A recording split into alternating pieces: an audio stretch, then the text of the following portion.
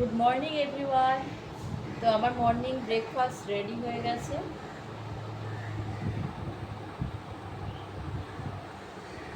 আজকে সকালে অনেকেই ক্লাসে বসেছিলেন, কিন্তু আমি বলবো সকলকেই বসতে। কারণ শুধু লাইফস্টাইল মানেই শুধু যে শেক খেলাম, খাবার খেলাম, ব্যাস হয়ে গেল, এটা নয়। এর সাথে এক্সারসাইজ অবশ্যই করতে হবে, ঠিক আছে?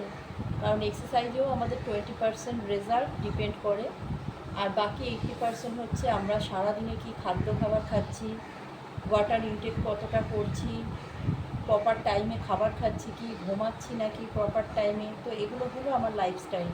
তো অবশ্যই চেষ্টা করুন প্রতিদিন ক্লাসটা করার। মর্নিং সেশন 6:30টার সময় বাড়িতে বসে এতটা সুবিধা, এর থেকে আর কি ভালো সুবিধা হয়।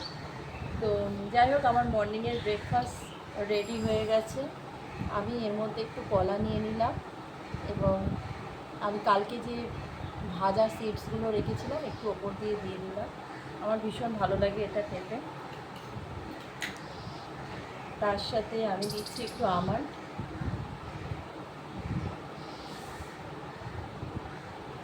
আপনারাও আপনাদের শেক খাওয়ার ছবি অবশ্যই পোস্ট করবেন। কলাটা কিন্তু সবাই নেবেন না, সবার জন্য কলা নয়।